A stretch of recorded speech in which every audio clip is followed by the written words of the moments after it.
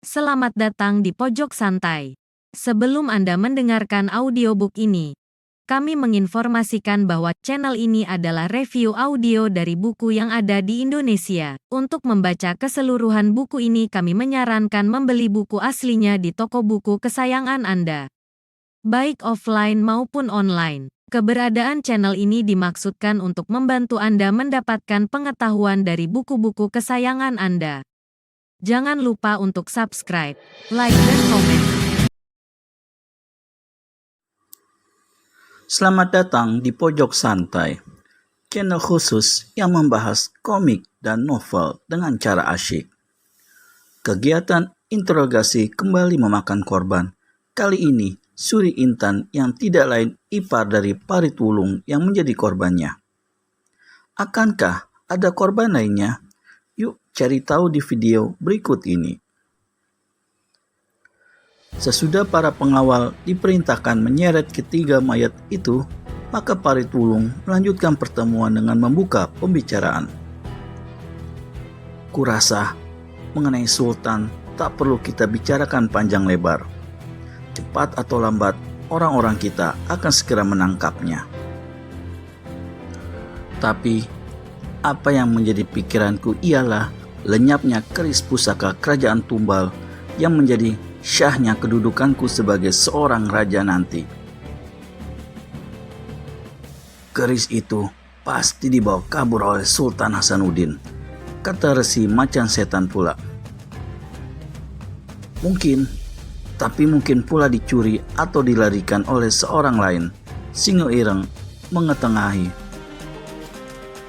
Tanpa keris Tumbal Wilayuda itu pun tak akan ada seorang yang bisa menolak penobatanmu sebagai Raja Banten, Parit Wulung, kecuali kalau mereka mau terima nasib digerogoti cacing di liang kubur. Soal itu, aku tak khawatir. Tapi dalam hal ini, kita berhadapan dengan rakyat. Rakyat hanya akan mengakui aku sebagai raja bila keris Tumbal Wilayuda ada di tanganku. Kenapa ambil pusing dengan rakyat? Tukas Singo Ireng.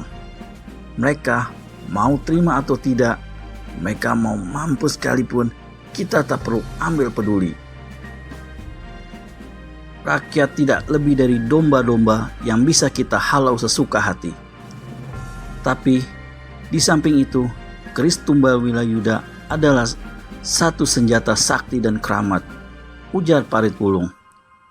Sakti aku percaya, tapi kalau dikatakan keramat, itu adalah tahayul, menyaut Singo Ireng.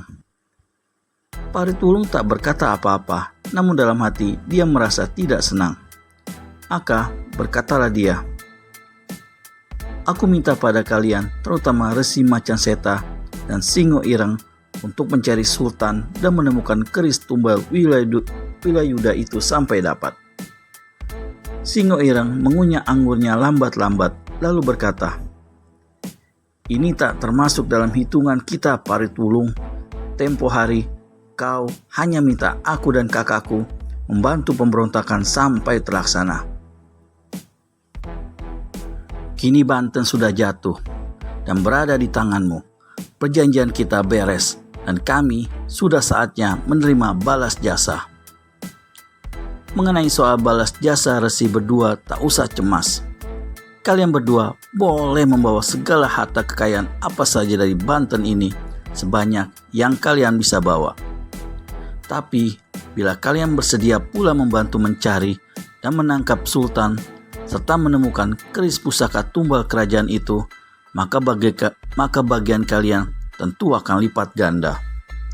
Singo Ireng manggut-manggut. Baiklah, katanya. Soal harta, aku tidak begitu tamak.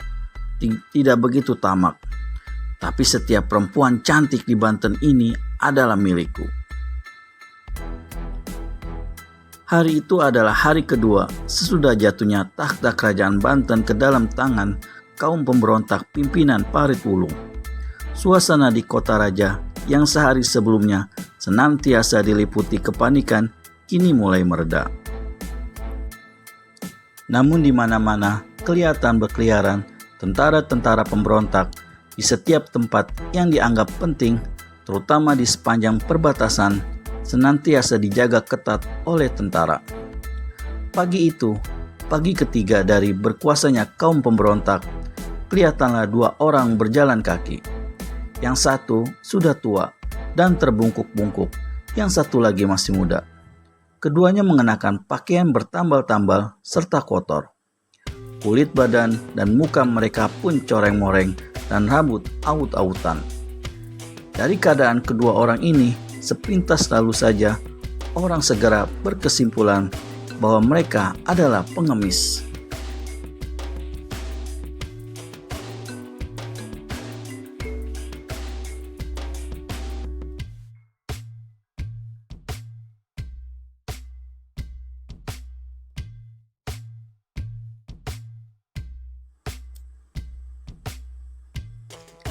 Dan setiap orang yang memapasi mereka tentu saja tak akan mau ambil peduli.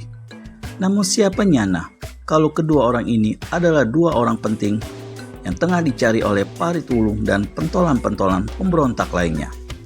Yang tua adalah penasehat istana, yaitu Mangkubumi Mintra, sedang yang masih sangat muda tiada lain daripada Sultan Banten sendiri, yakni Hasanuddin. Sewaktu melentusnya pemberontakan, sewaktu istana sudah dikepung, dengan melalui jalan rahasia, kedua orang ini telah berhasil menyelamatkan diri.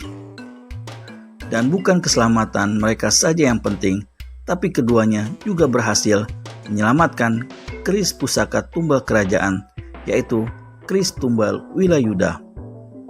Keris yang menjadi lambang dan ketentuan bahwa siapa pemiliknya, maka dialah pewaris sah dari takhta kerajaan Banten.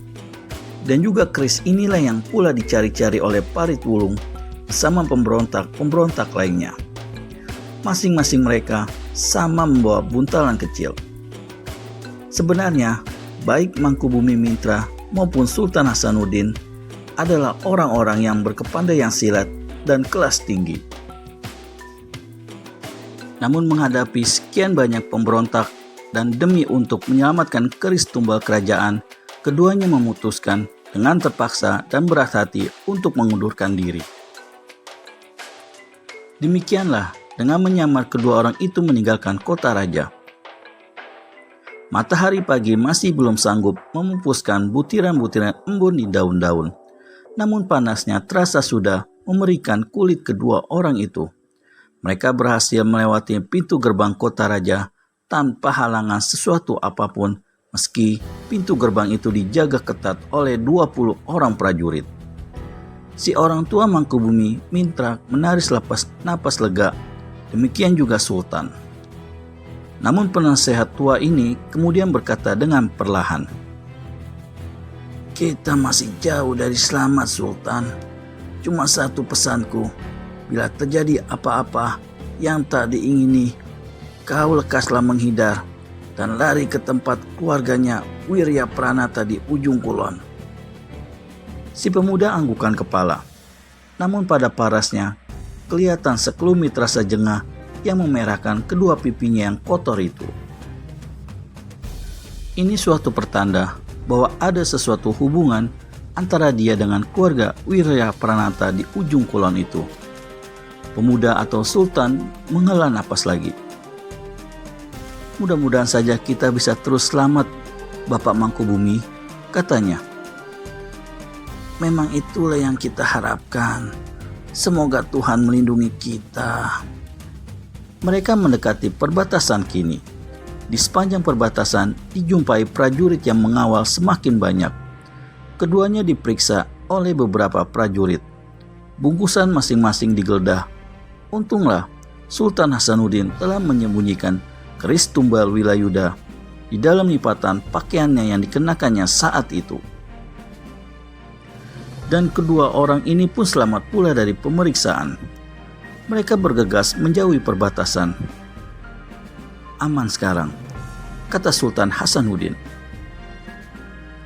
Tapi baru saja dia habis berkata begitu, maka muncullah serombongan pasukan berkuda. Bagaimana kisah selanjutnya? Pelarian Mangkubumi Mintra dan Sultan Hasanuddin? Akankah mereka selamat atau sebaliknya? Temukan jawabannya di video selanjutnya hanya di channel Pojok Santai. Segera subscribe dan tekan tombol lonceng untuk mendapat notifikasi video terbaru dari kami. Terima kasih dan sampai bertemu kembali.